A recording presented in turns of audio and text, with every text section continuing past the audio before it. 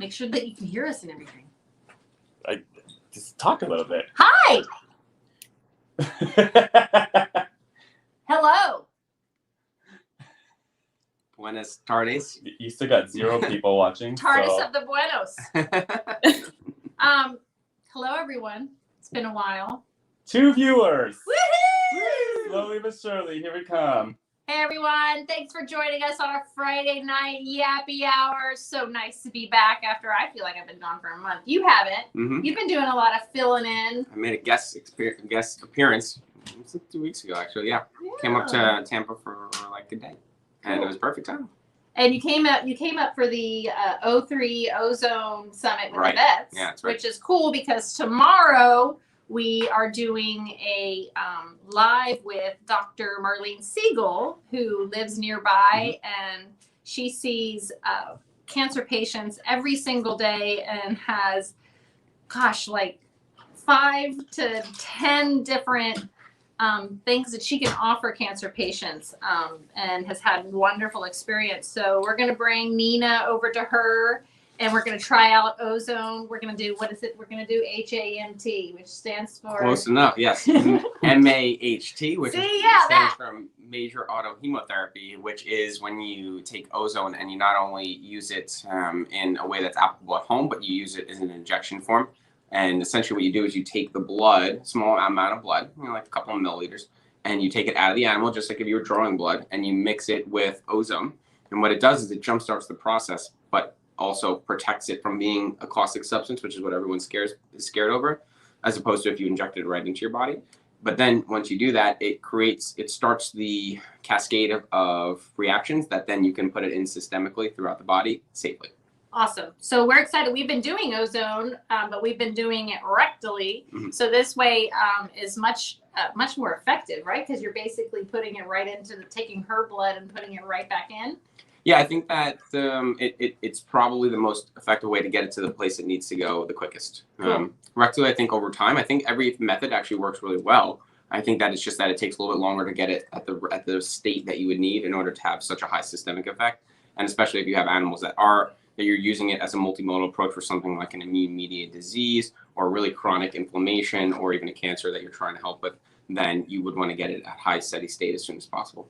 Blanche would like you to keep your voice down. You woke her up. Oh, I'm so It's always a little too loud. She's like, excuse me, I'm sleeping over here. I'm sleeping. I know it's yappy hour for you, but so anyway, join us tomorrow live at about 11:30. Also, we'll be on YouTube, just like this video is.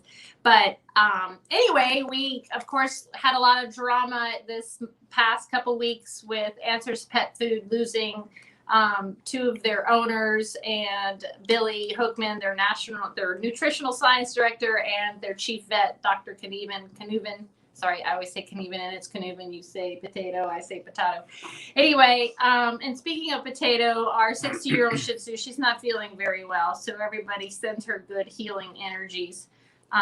Well, she's feeling really good right now because she's on a whole bunch of E's, but anyway, she's not feeling too good, so we're watching out for her. But back to the drama here in the pet food industry, especially in the holistic side, about Answers, and I posted a blog about it, and a couple of people had a bunch of questions, and if you do have questions, post them in the thread, because some of you have the same question. A lot of you were like, hey, what about this brand? I use this brand. I heard this brand is good. So I just wanted to clarify a couple things that, neither one of us eat animals. And we don't believe in eating animals, but other people do, and we're okay with that. But if I am going to feed my animals, and I do believe that my dog and cats need to have muscle, meat, and tissues and organs of these animals, I want them to be raised humanely, as naturally as possible, for them to live long, happy lives. I also think that people who do eat animals would also want to know that those animals were raised a certain way. And hey, I don't know about you, but do you want to eat an abused, antibiotic-filled, hormone-filled, angry, tortured animal? Or do you want to eat a happy chicken that's been running around living its best life? So when I choose the brands that I recommend, it's very important to me how the animals are treated. Factory farming is evil, and I'm completely against it, and I don't think it needs to exist. So I believe putting our money behind what we believe in and what's good, and supporting these companies that do take the time and effort and energy, like Answers does, to raise the animals the way they should be. So that's where I start. So some brands didn't make it on there purely because of that reason. You know, they're USDA inspected human grade meat, but the animals probably were raised in a factory farm or in cages, or, you know, the whole, all of that. If not, Google it, it's terrible.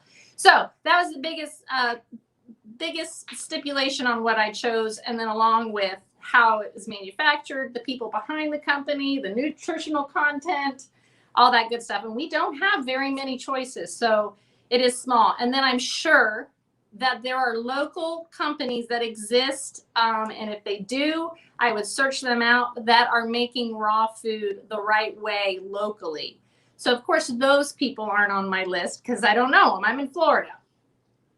Also, Susan Thixton's The Truth About Pet Food is where I also go, because she has done so much research. She sits on the board of AFCO. You can see everything that she recommends. You can buy her list. So I don't have anybody that's on my list that isn't also on hers. So just thought I'd clarify that a little bit so you guys would know. And just so you know, AFCO is the board that regulates the exclusion or inclusion of conventional foods that are on the market. So right. The reason why that's, in my opinion, a pioneer in of itself move is because a person who is on this board of what conventional diets were has decided that she believes that there is a reason to be looking at these other groups of foods. So again, the effort that she's putting in by herself, because no one else on that board is helping her, at least that we know. Right. I don't know. And she's also the consumer advocate. She tells us what the craziness that's going on over there. Right, exactly. So, but Dr. Kathy Alnovi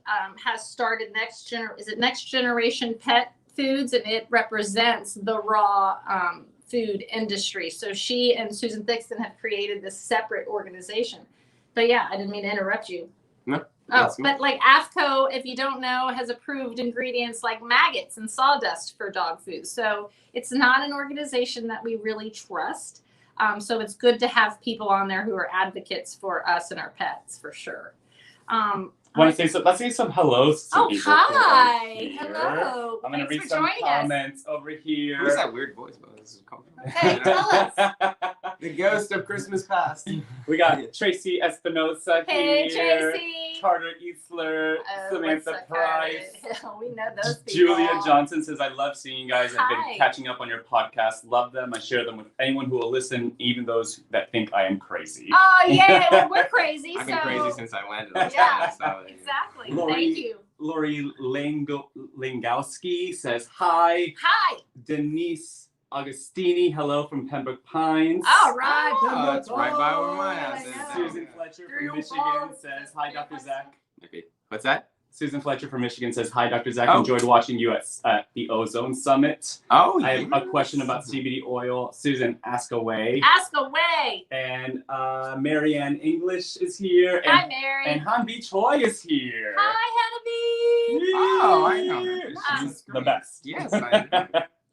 So Hannah has a what is her blog called? The Raw Store. Well, I know you can hear us. We're trying to talk I'm about having you. a blank, but it is included on my blog post about raw food. But Hannah is a wonderful influencer who basically knocks out raw food, feeds her dog raw every day, shares her recipes, how to nutritionally balance it. So she's a wonderful person because, hey, sometimes we might have to break out and start making our own dog's food, which is okay. The Raw Temporary. Storm. The Raw Storm. I know I was on the right track. It was something like Because that. I knew the dog's name is Stormy, so I was like, I know she's got it. But anyway, yes, that's we don't just talk about food anymore. Read my blog if you don't know. Hernando put it up there if you haven't seen it and confused. And if you have any other questions, and I know I'm still owe some people some questions, like why certain brands like Small Batch or Primal or Steve's Real Food aren't included on Stella and Chewy's not. Stella and Chewy's. What did I say? Small Batch? Said Small Batch. Yeah. Sorry, Small Batch is good.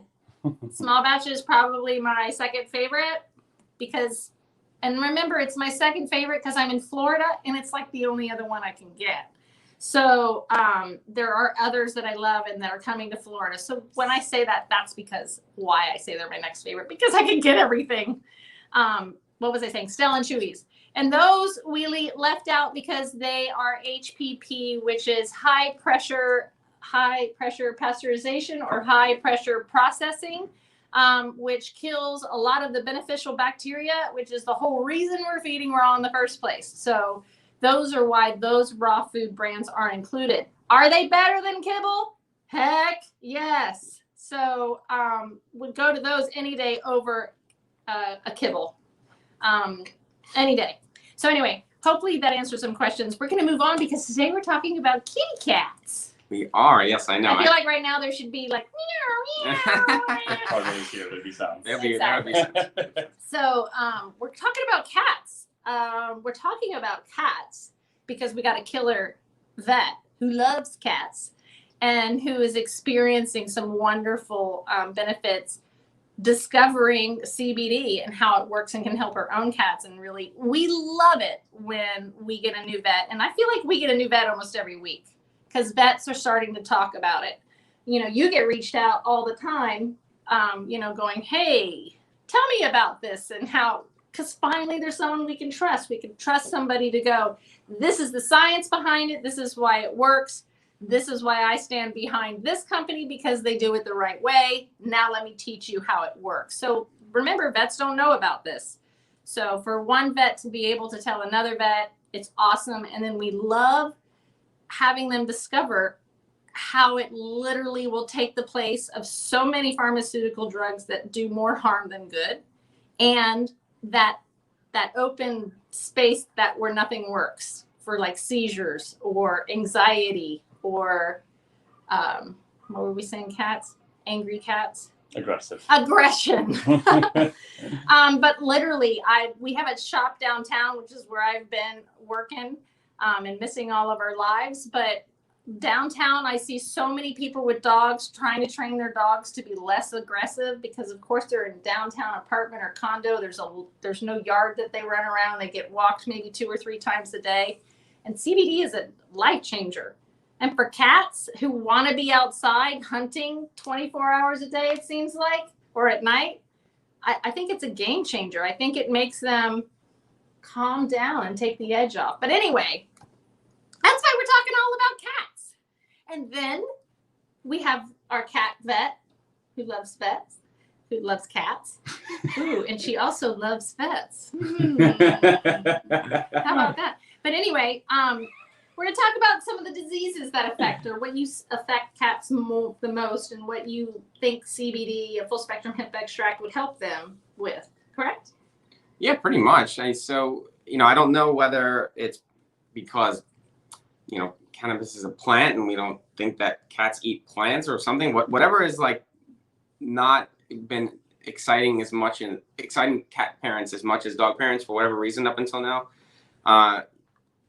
Just get it off the, you know, get it started right away. Cats experience the same, if not more, of a number of stress-induced conditions, inflammatory-induced conditions that affect their quality of life every single day. And, you know, they just show it differently. They show it differently, and you know, it's just you know, it's a manifestation of the secondary effects. But the initial source of what's going on a lot of times is stress and then secondary inflammation. And so the fact that we're not including cats continuously on the conversation and the evolution of how we can use a full spectrum CBD extract for either a monotherapy or a multimodal therapy in a treatment plan is a little confusing, honestly, to me. You know, I know that this is CBD dog health, but CBD, when produced by a company that is creating in the right way, that is so close to being, you know, literally, you know, the plant itself, the medicine itself, that there's no reason why we shouldn't be including cats in this conversation in more ways than one. I think my guess is when I was formulating my tinctures is the people being so frightened, where if you ask people about, can you give your cat lavender essential oil, pure lavender, just lavender essential oil, let's say. Of course, I would say most people are going to say, no way, it's toxic. If you Google it, you're going to see it's toxic. Just like they say garlic is toxic to dogs. And we know that if it's a pure one that it's not. But I think because there's so many of those essential oils that people think that are going to harm their cats, I feel like not only does a full spectrum hemp extract get thrown in there in that mix, that they're also the fear of THC. Yeah, absolutely. And so 100% that there is a small collection of essential oils, or what actually really are concentrated terpenoids. Really, that's what it is. So let's put that one on the market, that terpenes are the best. But no, in actuality, there's a group of ones that are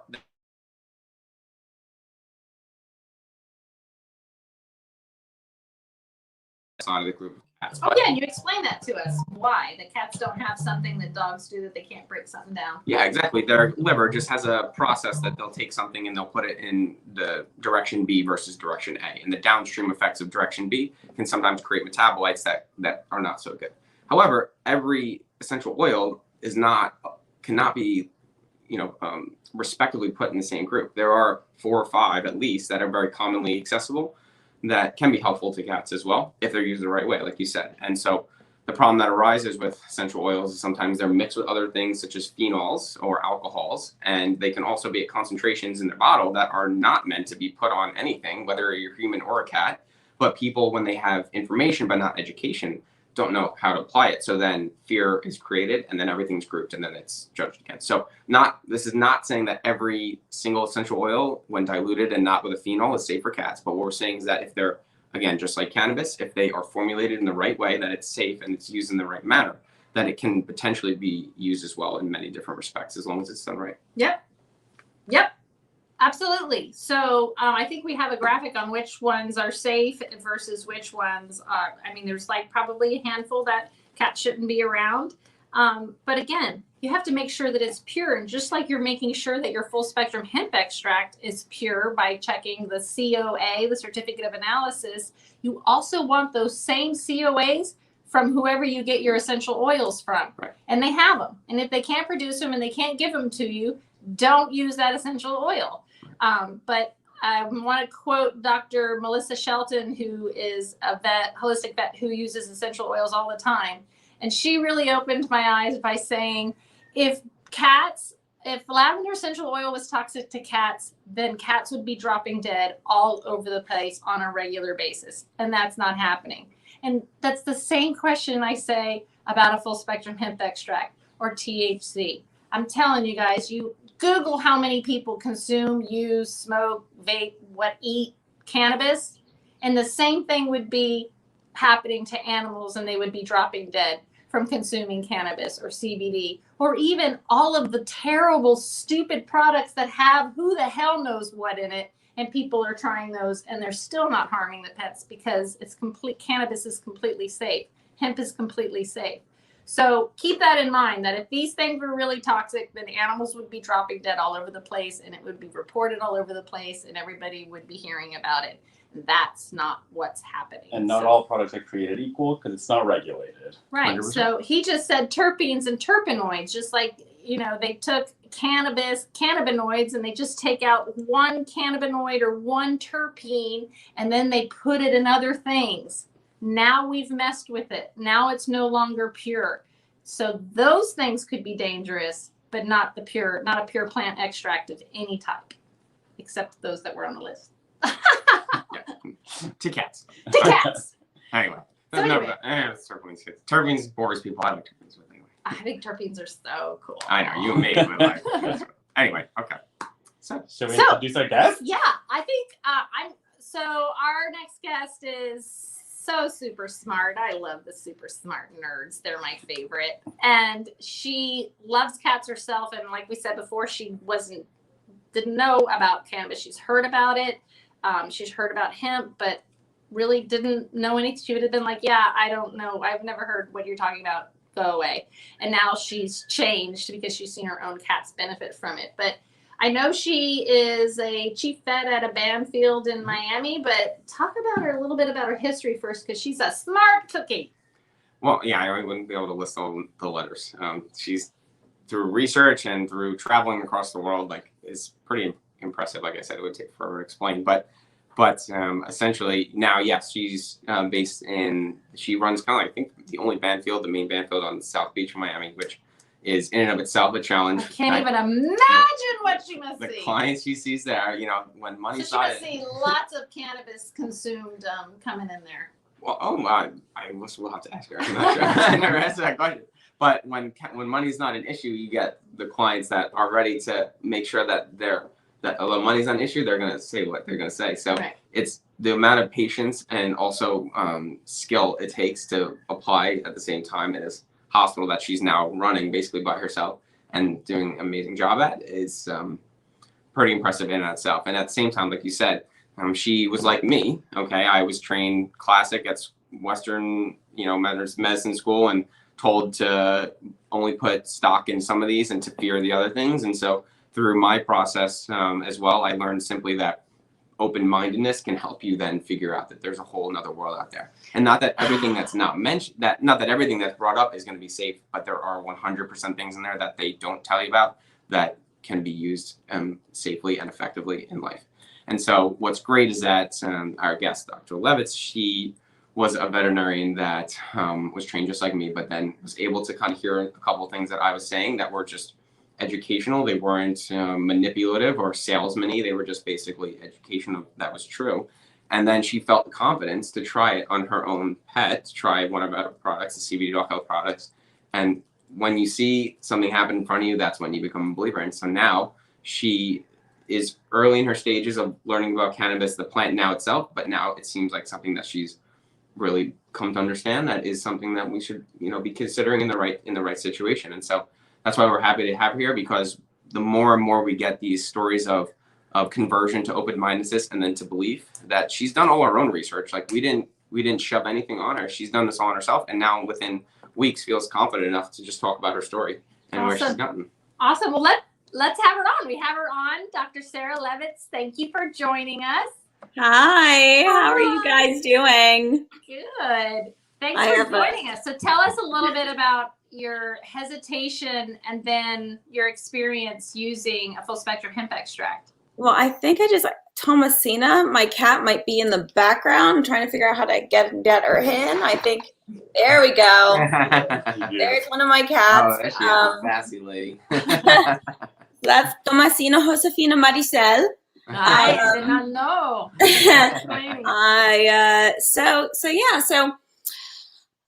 So I remember the first time I really heard about CBD products. I was working in emergency and critical care, and a dog came in, and this dog had quite a sizable brain tumor. So they, as a veterinarian, obviously we refer them to a neurologist. They get CT, they get MRI, and then they get the treatment plans from the neurologist.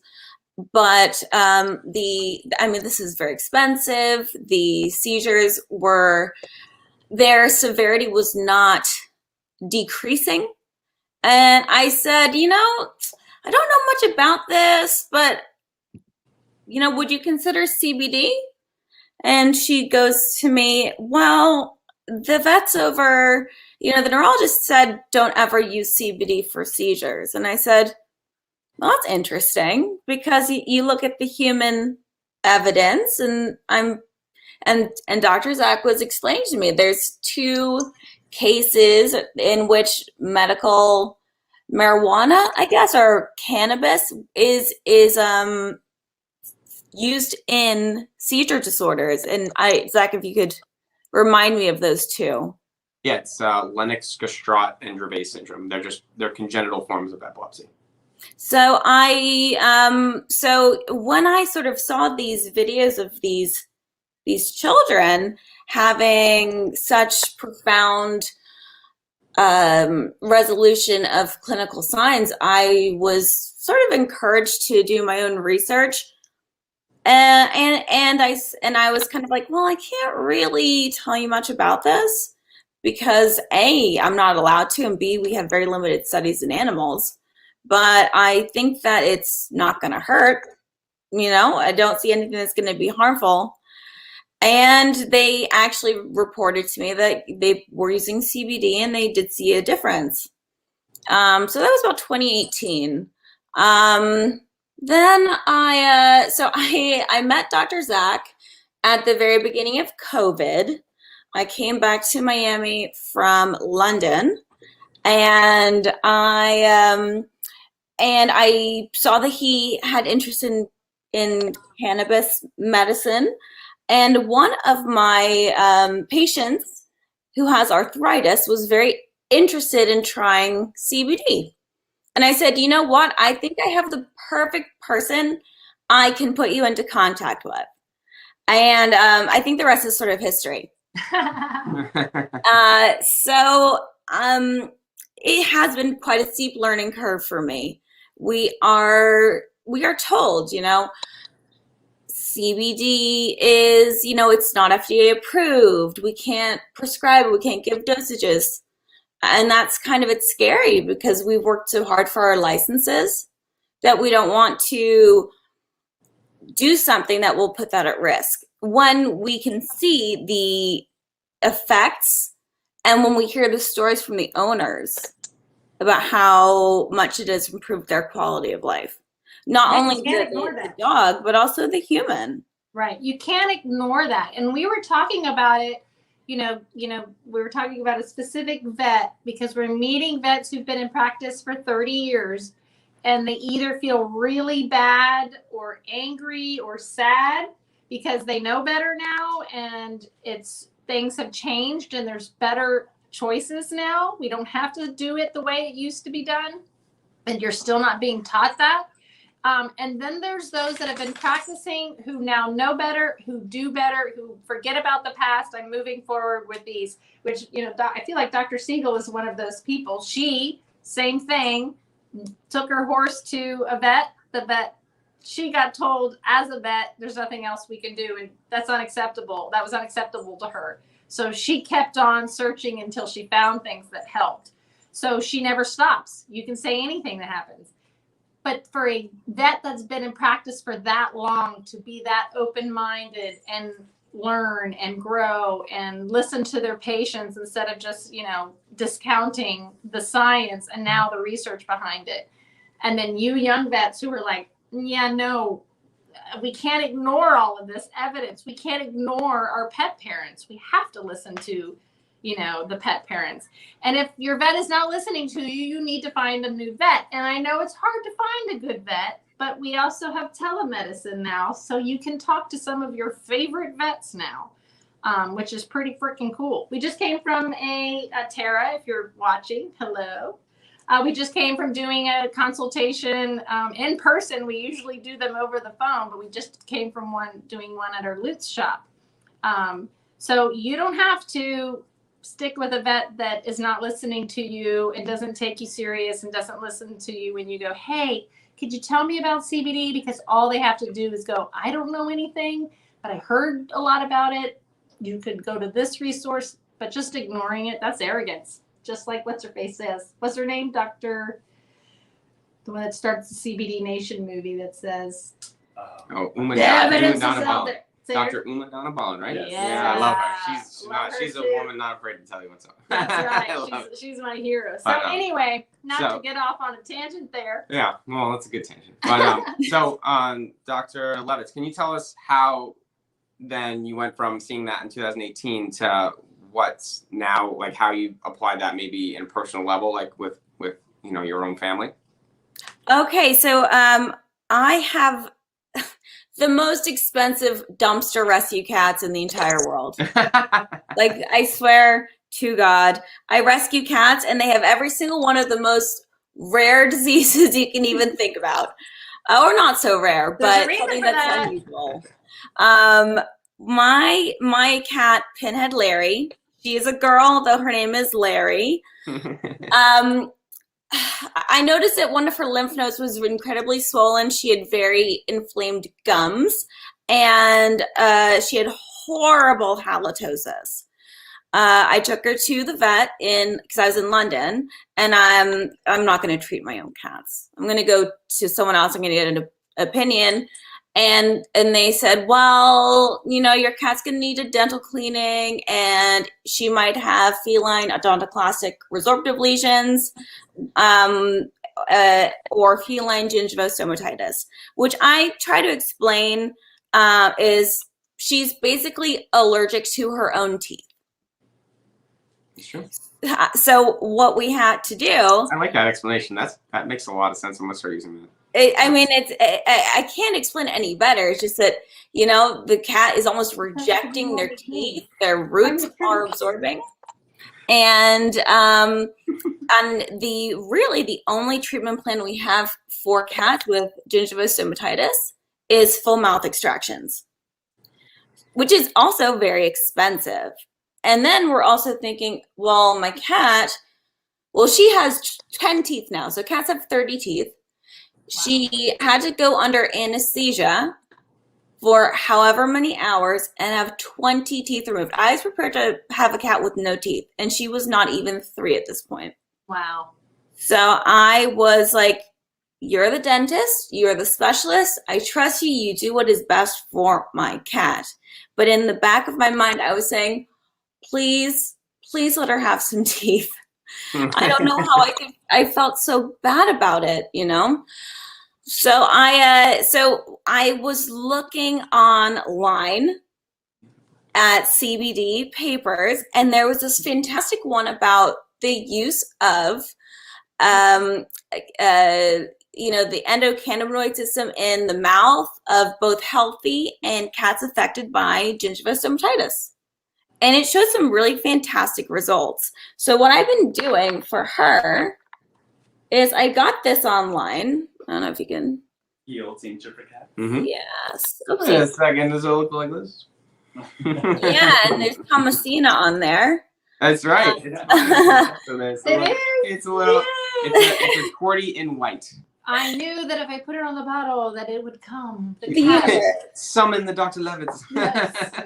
Yes. So I've been using this for her, and so one of the things that was very important to me was to look up adverse events. I don't like to call them like side effects. I'll call them adverse events, and they were generally very, very mild, innocuous, hypersalivation, something like that. So or maybe a little bit of tiredness. So I started doing it. I'm doing it once a day right now. I'm going to plan to sort of do it twice a day. I'm just getting her used to it. Right. Because I want to protect the teeth that she has for as long as I possibly can. Because and go slow kind of approach. Not me, but yours. I like that. And she's like, get him on. Because it is right. But we're not in a life and death situation, and if she does get high or feel high or sleepy or loopy, going slow is going to get her used to it and hopefully get rid of that. But what I love that is how you're saying what the adverse reactions could be, like they're no big deal, because they're not. Because I always am amazed at how they're like, oh, but will it make my cat sleepy? And I'm like, okay, what you're using now knocks them the hell out. So why are you even asking me that? Or kills their liver or kidneys. Or kills their liver and kidneys. They don't even know that that's happening. So I mean, literally, if you put an animal on NSAID, so people, it's done all the time, you have to, it's like it's said, you have to check their liver and kidney function, because you're there's destroying it. Considerable facts that it can hurt this over time, and yet you're dealing with something here that over 6 billion years has never, when it's not adulterated, killed a species. Right. And so it's just, we're in that desensitization phase that I guess maybe every drug went through. I don't know. I didn't live through like that, but the things we use right now, like and Dr. Levitz said it great. Like, if you look at what the list is, it's sleepiness and hypersalivation, and then we have one study that showed one minor elevation in the liver value in a cat. Which then again, right? And they didn't control for confounders, so it could have been anything. Right. So if you have any background, what happens? to those liver values when you give them a prescription NSAID or an NSAID instead? How about we look at those? Or prednisone. Comparing. Or prednisone, yeah. Like, right. Yeah, I know, right? If we're looking at cats that have hypersensitivity disorders of the skin, our main things as general practitioners are going to be a convenient injection, and don't even get me started on antimicrobial resistance, and methylprednisolone. So we're giving the cats antibiotics repeatedly that we have no idea if their efficacy is there, because we're not doing cultures and sensitivities, and then we're slamming them with a bunch of a long-lasting steroid injection. I didn't say it. The vet said it. We have. You're right. We've gotten very comfortable, especially with cats. I don't know if it's, again, because we have less research to help prove things, or, when it's not funded. But in cats, it is even more of a shotgun medicine. Maybe because we can't do our exams on cats as much. They're a little bit more wiggly sometimes. But literally, it's frustrating because it's like shotgun medicine, shotgun, antimicrobial and steroid medicine, and the things we do in cats, even still, if we did it to a dog, doctors would look at it and say, you're doing that. And still, again, I think with cats, we have gotten comfortable with things that are even worse than with dogs. And that's why, again, I think cannabis should be heavily in the conversation for cats, because of the fact that the antibiotic steroid shotgun medicine, that is not healthy. That is a reactive and empirical thing that, again, like Dr. Levitz said, not even to do cultures and to prove whether things are even working. We're just continuously anecdotally treating cats with antibiotics and steroids. So again, why are people scared to anecdotally treat with a full spectrum hemp product? I don't get it. No, I don't get it either. And it takes a simple Google search to find real information or research, and doctors have access to that. So it's not like the information is not out there for them to read. Yeah. Dr. Levitz, how many papers have you found in the last couple of weeks alone just doing Google searches, would you say, when you put a little bit of effort into it? Well, this is the issue. If you do a PubMed search, you'll find about 150,000 papers on canines and about 60,000 papers on cats. Now, the issue is that if we're looking at epidemiological studies, we have to fulfill certain criteria that make them robust. And we're looking at sample size, representative, controlling for confounding, how we can follow them up. And we just don't have that. So a lot of these studies have, smaller sample sizes. They're recruited from hospitals, so we already have some sampling bias in there. So there are studies, but they're small. And the cat studies are smaller than the dog studies. So it's almost that we have to go back into the human papers and think about more translational medicine from a human to a dog or a cat. But I do want to say cats are not small dogs. And I know that sounds really silly, but the times I have to say that cats are not small dogs, they do not behave anatomically, behaviorally, physiologically like a dog. So you need to be a little bit more careful when it comes to cats when you're looking at studies in other species. Yep. 100%. Oh my God, we're both speechless? I took my breath away. All three of us. I just oh my God, I did have something good to say, but I forgot it because I was so into what you were saying. I keep wanting, I know that you're a Les Mis fan, so I keep wanting to sing out. She's dying right now. One vet more. Another day, another destiny. Yeah. So, after the live. I don't fit in here, damn it. After the live, we'll go ahead and write the lyrics to that and redo it. But yeah, that's how I feel, is that, it's just there's no way they're gonna stop it. Oh, I know what I was going to say, because I know you brought up this point of you understand why there's not more research. And I'm going to let you explain it because I have something to add to that.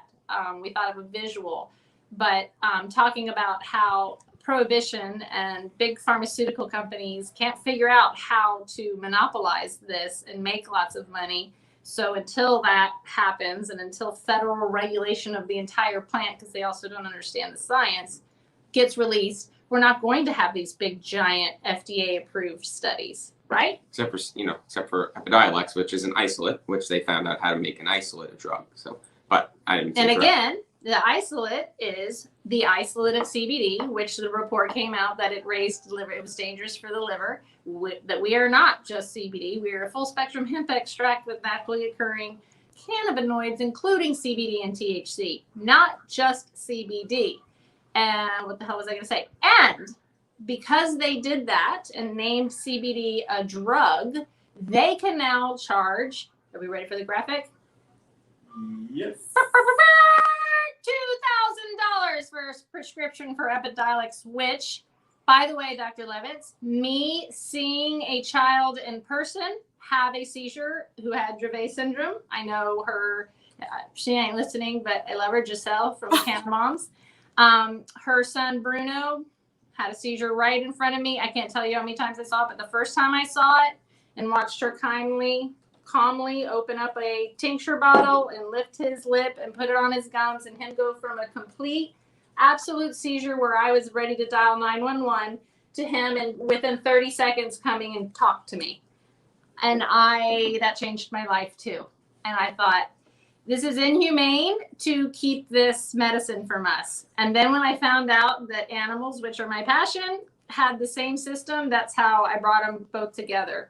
And the fact that the first drug being released is a isolate of CBD, and kids that need it are being given this crap instead of a full spectrum hemp extract, it blows my mind. Which, remember, CBD became famous from Charlotte, Fiji, because Dr. Sanjay Gupta did a story about her, and it helped her seizures go from 200 a day to like two or three, however a year or something like that. 2 or 3 a day. Which she passed away, by the way, last year from COVID. Oh yeah, that's right. She passed away. But just pulling the extract out of the flower, like CBD Dog Health does, like there are very good human companies. There's even some good pet ones. Just extracting it from the flower and putting it with a good carrier oil, and then combining it with other essential medicinal plants makes them super synergistic and helps our animals with no adverse side effects. I don't think sleepy is a adverse side effect. And if you don't like the sleepy, then give it to them at night when you want them to sleep. That's what I do. But no, but the problem is, like you were mentioning earlier, is it takes a lot to be able to even get the funding and the opportunity to even start a research project, to then get a research paper, then to get another one that's supported for the next round. And what's interesting actually is Dr. Levitz is very, her background actually started in research primarily. Awesome. So, and I don't know, like, cause I've been part of studies that had already done all the preliminaries done. So I contribute to those, but like Dr. Levitz, like, what does it even take to get, if we wanted to do a cat study, like, how would you even, like, if we wanted, like, say we wanted to get grant proposals and like get the study approved and stuff like that, like, what would it even take? Do you have kind of an idea on that? So if you're going to write a grant proposal, first of all, be prepared to be crying like 24/7 for about a week of your life. Like writing a grant for anything. You need to go through all of the most recent literature, and you have to find the niche in which your study is going to fill something new, something that is going to benefit the scientific community by answering a new question or exploring it further, like going from a pilot study to like a full-blown study.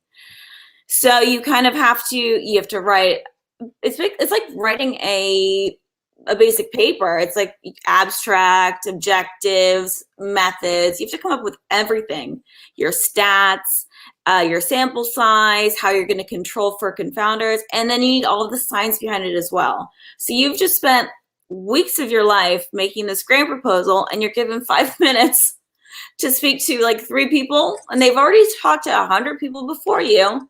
And they're just like, yeah, no. You're like, oh, great, cool. Back to the drawing board. It sounds like the time I wrote a grant I used to have a children's theater, and I wrote a grant for the National Endowment for Arts, which took a month and $2,000, which I didn't have. And they go, nope. And you're like, I'm like, literally, and you see the people who are getting it, and you're like, I'm literally changing children's lives and building future audiences, and I have to beg for money and pay $2,000, and it's a no. You just flush it down the toilet. Well, So, yeah, I think it has to do with, like, you have to make it look sexy. And I say that in a science way. Like, when I was working in parasitology in 2010, malaria was super sexy. Now, and so everyone wanted like a piece of that cake. Well, now what's really super sexy right now is the microbiome. So maybe that is going to be the way. She said it, folks. The microbiome is sexy. It is. Hey, nice microbiome, Dr. Zac. He's definitely got a nice one. Imagine if we were see-through or animals were see-through. That would be a true thing. Like water bears. Yeah. That'd be great. I wouldn't be a water bear. It'd be like, hey, nice black lung. When are you going to quit smoking? They'd be getting tattoos of healthy lungs. I'm getting way off. It's getting close to when we need to like call Friday night. Happy hour is turning to happy But hour. I'm having too much fun talking to you. I feel like I'm getting like we've doubled the smart young. Hello. I just don't understand. I can't understand how not every person who works with animals is not going, this isn't working. I got to find something else. And I know there's a lot of you, and most of you that are probably watching this live are one of those people, but we can't keep giving them antibiotics. We can't keep giving them NSAIDs. It hurts them. It causes more harm than good. And now we have all natural holistic remedies that do the trick and don't cause any harm. And now you have two very smart vets who have tried it, who are using it, who are advocates, and they wouldn't be doing this. They're not, Dr. Sarah Levitz is not making any money by coming on here and sharing that she is enlightened and it's helping her cats and can help your cat. Cats don't show stress the same way as dogs do. Just like you said, they're not dogs. They will hide. They'll hide when they're sick. You won't even know what's going on. So when you know, it's often too late. Right. Yeah. I mean, and the list, it was double digits yesterday. We were writing them out, of inflammatory based or stress based conditions that cats get, from classic overgrooming to gingivostomatitis and 4 lesions, like Dr. Levitz mentioned, to things like feline asthma, which is an inflammatory condition, inflammatory bowel disease, idiopathic cystitis. The list goes on and on. Even one of the most common cancers that cats get, that is an injection-induced sarcoma. It is a chronic inflammation. Tell them what that is. Fibrosarcoma. I've seen it in dogs. So injection-induced fibrosarcoma in cats, which is a skin-based cancer, is actually something that, for some reason, and as Dr. Levitz said, cats are not small dogs, so dogs don't really get this really. I mean, I think there's isolated cases, but in cats, the reason why we give them vaccines and injections on the distal limbs, if you've ever seen your doctor do it, or even on the tail, which is what I've actually started doing, I think after Dr. Levitz as well. She was the first doctor to do that as well. But nice the reason, work. That's right. The reason we do that is because we're fearful of them developing this cancer that is directly, 100% directly from the injection site inflammation that's induced. And it's a chronic low-grade inflammation that then develops into that's giving vaccines or anything? I think that there's a very heavy, because most of the injections we give cats are vaccines. So if a pet parent is there in the room, usually when vaccines are given, and they see them about to do it somewhere other than the limbs and tail, they should ask questions? Well, actually, let me tell you something. I'm from the UK, and I've practiced in London, I've practiced in Edinburgh, I've practiced in Miami. In England, every vaccine is given intrascapular. And I sit there and I'm not going to question them because they've been working in the UK longer than I have. So I'm not going to question them. I'm not going to disrespect them. But I think if my cat were to get an injection site sarcoma between her shoulders, how are we going to amputate that? Right. Like, are we just going to amputate her front half? Like, and just, that's why we do it in the distal limb or the tail, because those are things that we can amputate. And you know what? 75% of a cat is still 100% awesome. I love that. And I love the tail. You laugh at all her jokes. It's not fair. So can a pet parent go, can I get that in the tail, please? You know, I think that, so a lot of, and this is also very silly, a lot of veterinarians are afraid of cats because cats are fluffy balls of love that are filled with needles. Their teeth, their nails. Like when a cat goes into panic mode, it's like everyone duck and cover. Thomasina. Yeah, I'm usually the only one holding the cat like this. So everyone runs. And in the UK, they don't have technicians in the room with you. Can you believe that? No one to hold the cat.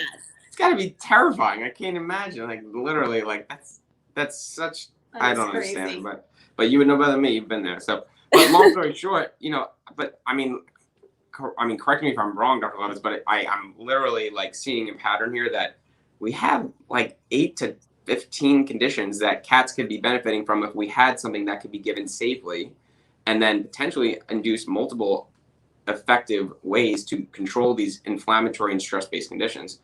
Again, like I said, that's what I'm saying is like I don't get it why the conversation with cats are not small dogs, but cats generate inflammation and cats generate diseases then based on the inflammation that affects their quality of life every single day across the world. So, for me, at least I know I'm not a general practitioner so much. It's like 80-20, but emergency GP, but in emergency medicine, like I see a urinary obstructed cat from inflammatory cystitis at least once a night, sometimes 2 to 3 a night. And this condition, if once you go through the diagnostics to prove it's not a urinary tract infection or a urinary stone, this condition is 100% stress induced. Mm-hmm. And so like I'm wondering here, and I throw the same meds at them all the time, and still I have to tell owners that there's a 25% recurrence rate if you do what I say. So 1 out of 4 cats gonna have to come back. And so I'm like, is there anything we could be adding to this treatment plan, or is there anything we could be doing to reduce their stress in general that they're not getting this condition that is 100% life-threatening? You would think that would be a priority, and yeah, I don't know. I feel like we're in the same position. Right, and again, every time I hear that, I immediately think it's probably being fed a dry kibble diet and is probably dehydrated. So of course it's going to have inflammation along with it being stressed. I don't know. I've ever since, because I own a shop, I still have people who, like if they're boarding or daycare, will send food with their dog. So I love, taking that food and offering it to the dog and they don't want it, or put it in the bowl and watching them shove it away or flip it out or whatever. And I'm like, fine, that is your dog going, I don't want that shit. And then I like to go take a little piece of raw food and offer them that and watch them eat it and then they look at me like I'm Jesus Christ. And then the owners want to know why their dog loves me so much. And I'm like, because I just gave it real food for the first time. Like it literally looks at me like, oh my God, this lady understands me. And then I also feel like sometimes with cannabis, they're the same way. Like, Nina, thunderstorm rolls in, she comes in and asks for her calm tincture because she hates it and, goes nuts. So some animals, I really feel like they get that this is the stuff that makes me feel better. But yeah, I can't imagine being a cat who's being offered a bowl of kibble that sits out all day long, that sat in a bag all day long, who I want to be outside hunting, prey. So I think, just like you both said, that CBD is a wonderful addition to any cat.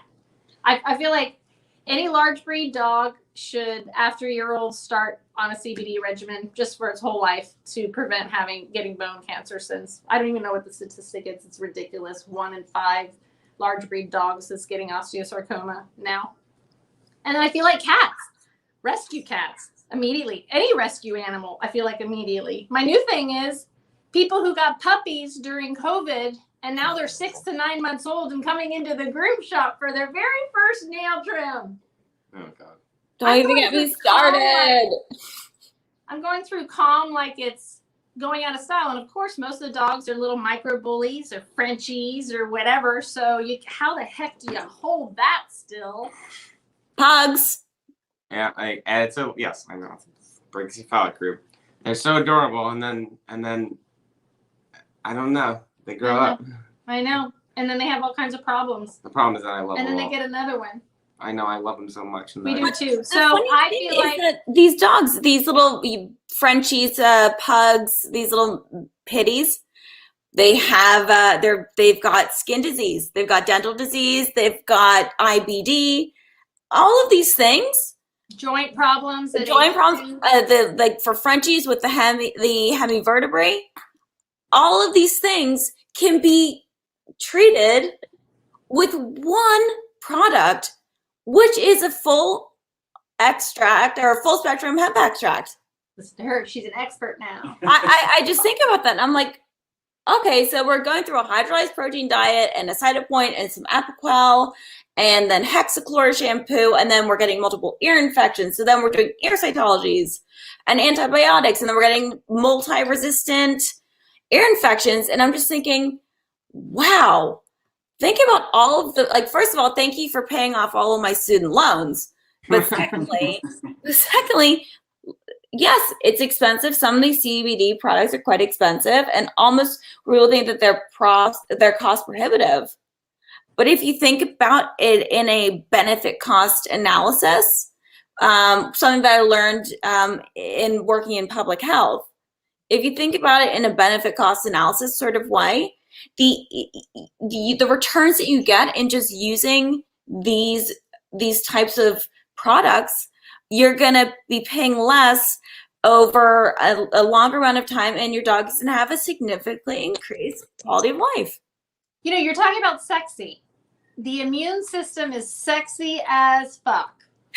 And why the hell we give drugs to suppress the immune system should be headline news, in my opinion.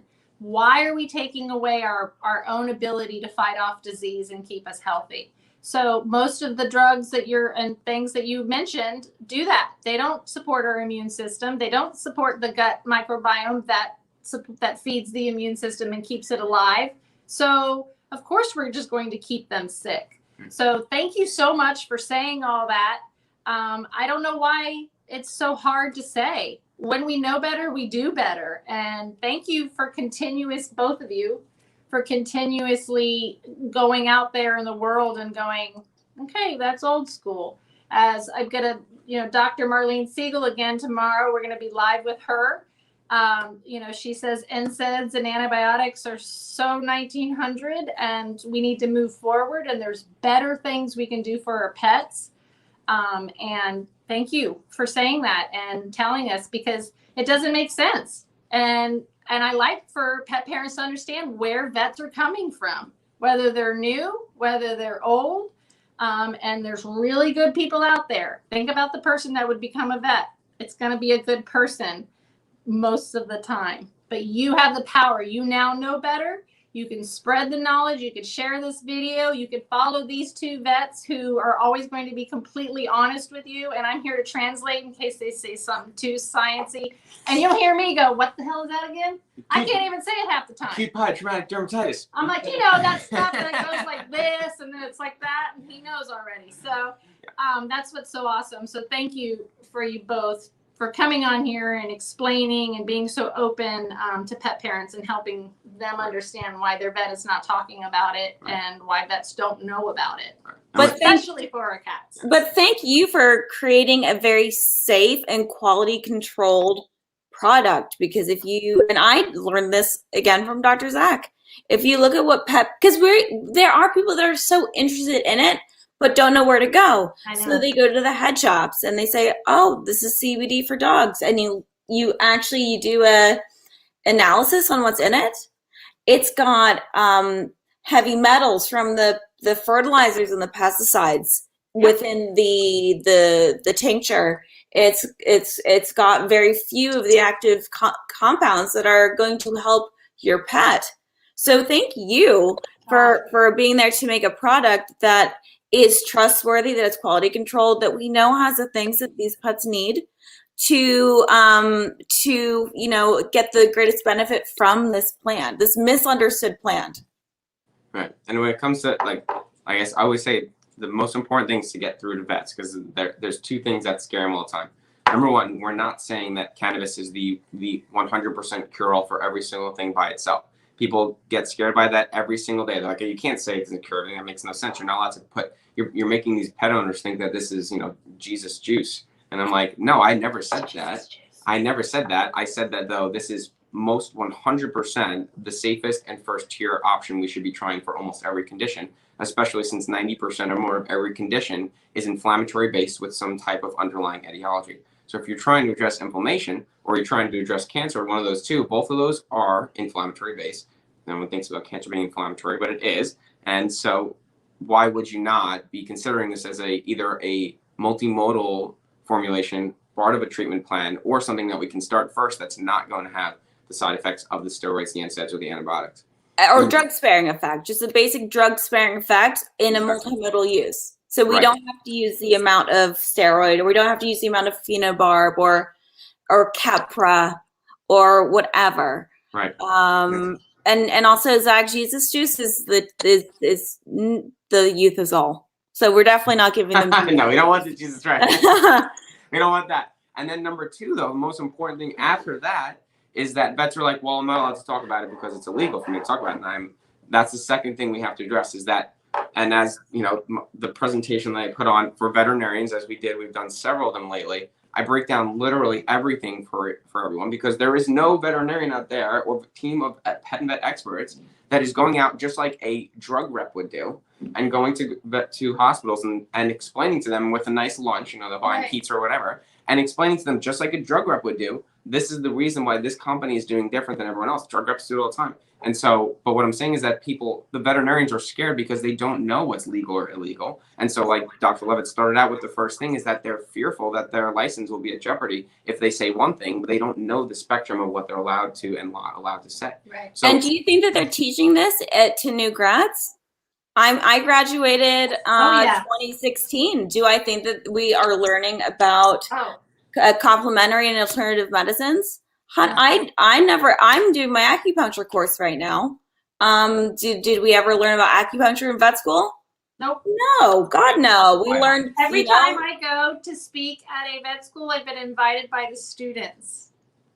And it's they have their own club, and they do it during the lunch hour. And that's how they're allowed to bring in anybody. So that's how they bring it. So then once I get invited, then I'll bring someone with raw food or something else so that they get the whole gamut of everything that's out there. But yeah, you're right. We're going to do some questions. Oh, cool. Questions. Can you hang on for some questions, Dr. Levitt?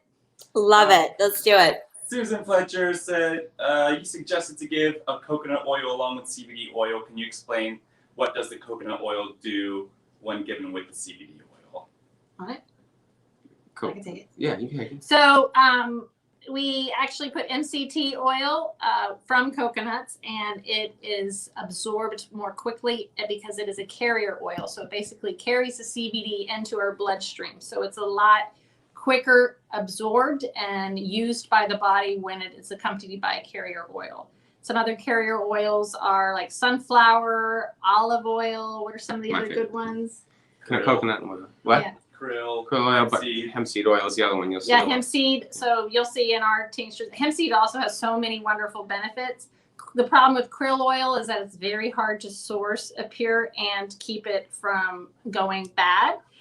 So that's why we stay away from putting it in fish oil unless you're literally making it right there. But what about avocado oil?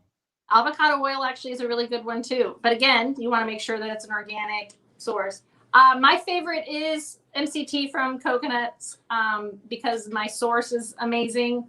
And so it's like the best coconut oil and MCT oil out there, which is the biggest reason. And that's where most of the research is with MCT oil from coconuts. So that's why we use it in ours. So that's why it's in there. Otherwise, you have to realize, I always forget to bring a crude up here. Otherwise, it's a paste. So, it's hard to put it in a bottle, make it easy to give it to them, easy to dose. So But remember, you're increasing the level of absorption by giving it with a fatty substance, because of the fact that it's been shown that if you just give a hemp product on an empty stomach without something that has a lipid base, its absorption is like still only about 5 to 10%, which is actually funny because there's very noticeable positive effects even at that low absorption rate. Right. But when you give it with a fatty meal or a fatty carrier molecule, the absorption can go up to 25 to 35% with a fat soluble product. Cool. Hope that answered it. Next question. Susan Fletcher again says, THC, do I need to be concerned about my dog's liver? Should I do a liver detox or supplement with no Thistle? No, you do not need to detox. If you're using a full spectrum hemp extract, it doesn't have enough THC. First of all, no. Even if it was a cannabis product, you wouldn't have to do detox. It's not dangerous to the liver at all. And with a hemp extract, you don't have to worry about it at all. If your dog was on any pharmaceuticals, a liver detox would be wonderful. But you don't have to worry about that with a full spectrum hemp extract. Cool. Edify the Beast said, watching you live from our downtown Tampa shop. Woo! I don't even know how you do that. You're going to have to teach me. There's internet in that building? Yes. Hi. I miss you guys. Someone says CBD for ear infections. Yes, especially if it's from inflammation, then it's absolutely going to help. I wouldn't necessarily put it in the ear. I would put it in the gums so that you could work from the inside out.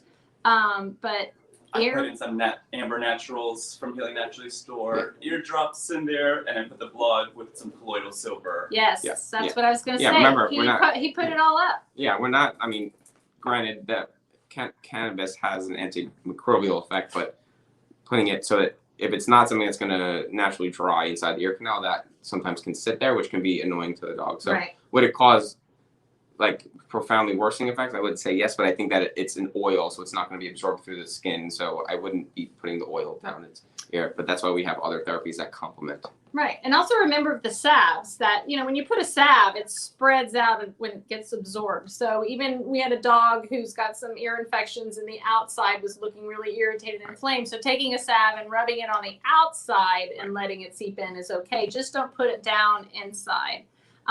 Especially those of us who live in humid areas, or your dog has super hairy ears, you're probably going to have ear infections. And when the dogs get older, I am finding it's a lot harder to keep those. Feel like all my super old dogs have one bad ear. So it is a constant. And even when you take care of it, like if it's really built up and you flushed it and you're cleaning, it's like cleaning it once a week to prevent it from coming back. And because, as Hernando and I talked on the one about dermatitis and stuff, that as you get older, why would you be developing more conditions? Potentially it's because primarily both your endocannabinoid system, but your immune system, both of them are becoming. He's not farting. Those are his legs. That's my. His elbows. If you can't repeat it, it's not true. So, but anyway, so if your immune system is can't stop it. It's not as robust. Stop it with the brassicaceous vegetables. I love Brussels sprouts, but they hate me. We've been at this for an hour and 10 minutes. Why are fart jokes still make people laugh? I don't know what the hell you were saying. I was saying that your immune system gets weaker over time. Oh, yes. So ear infections and infections in your toes or whatever, normal commensal organisms that are on your body all the time, your body's just not recognizing them as much, and they're protective measures. That reminds me of my favorite movie, Osmosis Jones. It's classic. It's the best movie because Anthrax moves his club down in the big toe where the infection is. There you go. Because the body doesn't recognize. They don't find him there. Right, exactly. So he goes and gets into the blood. I'm telling you, everybody needs to get yourself some full spectrum hemp extract or your medical marijuana and rent and watch Osmosis Jones. You can even watch it with your children. It is the most eye-opening, wonderful movie about the body and the immune system and how it works. And it's the best, and that's where I know most of my knowledge about how the body works. Besides the anti-Semitism of Disney, everything else, there's so many scary things. That's not a Disney movie, is it? I don't know. Actually. It's not. Totally not. Oh, no, anyway. the mom doesn't die in the first 5 minutes. Oh, you're right. There we go. So, but like, it's funny, like we find there are so many good morals inside these cartoon videos. I think that you don't recognize when you're younger, and then you look back and you're like, oh my gosh, osmosis is a good one. Yeah. Yeah, I love osmosis. We have Karen saying she just wants to say I cannot say enough about how Ease has helped my babies. Yay! I'm so glad. Where's Odie? Odie's right here. Odie! Susan says, I asked because I reached out to you to ask if the CBD oil would help nausea. Your reply to me was yes, it would help with nausea, but add additional fats with it. I just choose to use coconut oil Nuvia. Oh, Nuvia, it's a brand. Oh, gotcha. Gotcha. Got it. Karen says, what did you say about colloidal silver? What did I say about? For ear infections. You want to think about it? Well, yeah. So colloidal silver is another one of those inert antimicrobials that we have that is not going to promote antibiotic resistance because it's not influencing the ways in which the organisms are trying to protect themselves. It kills in a more, I guess, diverse and benign basis. It's not targeting some specific organism. So it topically has been shown to be profoundly effective in reducing and killing almost every single infectious agent, from bacteria to yeast to fungi.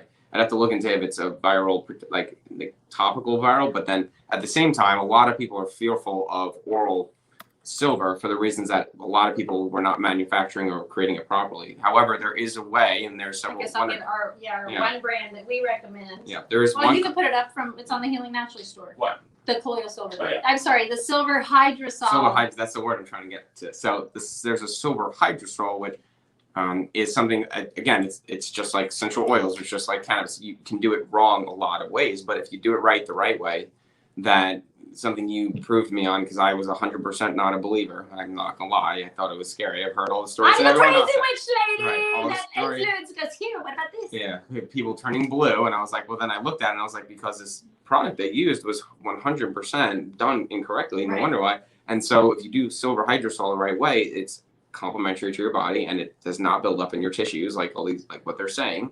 So, and I know that because she gives silver to dogs I've seen all across and for months and years now, and none of them are turning blue. Me neither. You know, so Not either. she drinks. So, like, there's a right way to do everything and a wrong way to do everything. So, silver is an antimicrobial, generalized antimicrobial, and also an immune modulator when it's. I have a spray bottle of colloidal silver at my reach all the time on everything: a cut, a rash, an irritation, anything, and I'll spray it on. You can put it in their water, a little bit in their water, or on their food. But they can smell it, and if you put too much, they won't eat the food or the water, drink the water. So you have to find that sweet spot, because they won't. I don't know why. I don't know why they just sometimes can smell it and they're like, nope, not touching it. This is Odie. I brought Odie because he was the reason behind the Ease tincture. So I got a great one here, and I don't know if Zach, you know who this person is, but Lori Lee says, I'm not learning anything about alternative medicine, holistic remedies, and veterinary nursing program. I'm in now, and it's so frustrating. Do you know a Lori Lee? No? Laura Lee, do you want to come work for us? Lori Lee, we want some vet techs. We're going to teach. She's a nurse. My We're going to next teach step, you everything. My next step is creating a team. Yeah. Well, I think the Chi Institute definitely has a technician program. The Chi University. Oh, gee, yes. And definitely things like K-laser. Those are definitely things that I've worked with technicians who know so much more about those things than I do, and they're teaching me. So I think that there are programs for CAM, and that it's just kind of like trying to find the one that's going to dovetail with what you want to do. I wonder if like hospitals would fund that for a nurse, though, because I know I looked at that course and it's thousands of dollars, and our nurses don't get paid like human nurses do. Where human nurses can make hundreds, if not millions of dollars a year if they're in the right profession. So I'm not saying every nurse makes that, just if anyone's listening, but our nurses make, unfortunately right now, not as much as I would hope they would, because they do so much of the brunt of the work. So I don't know if, I know the program, but she's talking about it is very true. I saw it. I was surprised when I saw it, but I don't know. I know it's a lot of money. So at least the Chi one is. So I don't know. So the Chi Institute has a cannabis one? No, they have an alternative, complementary alternative medicine course for nurses. So it would be great to kind of propose, if you are a nurse, to maybe propose that to your hospital or even to your school or something like that to see if they would, if it's, a CE. Or I'll send you to it. If you come work for me, I'll pay for it. And then teach me everything you know. I mean, that's why I know so much, is all the vets that I've learned so much for who have taught us pet parents who want to take control. We have any more questions? Does CBD help with chronic ear infections? We answered that one just a second ago. Well, if you think of anything else, I think that's it. Post them on here. We'll get a little alert and answer it for you. Those of you who've stuck with us, thank you. Yeah, that was a good one. That was a long Happy one. Friday. That was a long one. Dr. Levitz, thank you so much Thank for you coming. so Let me much. see if I can get my Satan. I think every time we talk about cats, we need to have you on. Also, one day we're gonna have to introduce you to the Two Crazy Cat Ladies, which is a great resource. Yeah. Oh, is she showing the picture of the cat that looks like? No, she's not plotting my death. I love it. See, there's no coincidences. The Two Crazy Cat Ladies. If you're looking for a good resource, these two women are amazing and hilarious. And when we go to Vegas, we're dragging you with us so that Yes. you can meet them. Maybe you can come too. Woo! In August. Yes. Yes. August. Yes. 28th to 30th is one thing, and then 10th to the 12th is another thing, or something like that. So. Somebody said we love Yeah. Jay and Adrian. We do too. They're wonderful, and have a couple of their cats have really benefited from CBD, and yeah, we love them. They're a great resource for you cat people who are listening, or you have someone who loves cats. But yes, thank you, Dr. Levitz. I can't wait to have you on again, and I can't wait for you to just keep on learning more and more how much this can help so many different things. Have you started playing with the salves at all yet? No, I've just stuck with the tinctures, and I have my little I know they say dog, but they work just as well. I love them. And I'm gonna try and do the calm salve things. I'm gonna try and do it in the ears. Oh yeah, you have the ones with the cats on them. See, I just bring these to work, and I put them in an unmarked bag, so that because She's doing her sneakiness. I am. I'm a little She's sneaky. out in the alley passing out salmon treats. She's like, you want to get your dog high? Want to try this out? Oh, I am. I'm Dr. Feelgood. That's right. Well, Thank you. next you're going to become obsessed with the salves because you can use them on yourself, and yeah, I bathe in them, and you're going to love the smells and all the things that they help animals with too. So that's going to be your next obsession, is the salves. Love it. I'm coming on the screen for a second. Hello, everybody. Next week, we're talking about alopecia. How about this? I'll come over here. Next week, we're talking all about alopecia.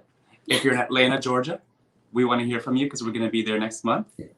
And we'll come to your store. We'll come to your place store. so you can come see us. Yes. We're speaking. All these amazing people who are commenting about how it's working, make sure you leave us reviews because that actually helps us more than anything to reach other pet parents, and we really appreciate it.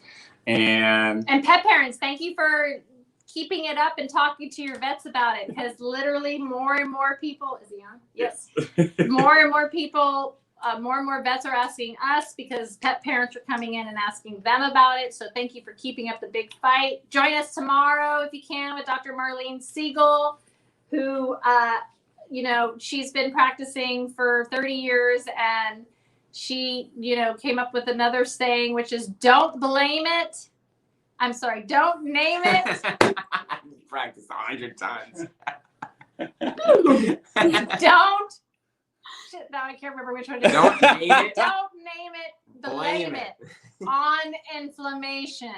There's all of these diseases, and we discovered this ourselves. Hernando and I, literally, everyone would write us, does it help with blah, blah, blah, blah? We'd be like, I don't even know what blah, blah, blah disease is. And we type it in, and it was based on inflammation of whatever it is. So I love that saying. Most of the time, inflammation is the cause of the disease or the issue. Full spectrum hemp extract is going to get rid of that inflammation. If there's also pain, get rid of that pain with no adverse side effects, unless you think loopiness and a little bit of sleepiness if you're doing it in strong doses.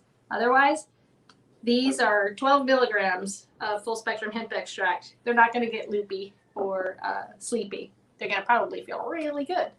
So anyway, thanks for joining us. Let us know if you have any questions. Thank you so much. Thank you, guys. Bye. Ending. Keep dancing.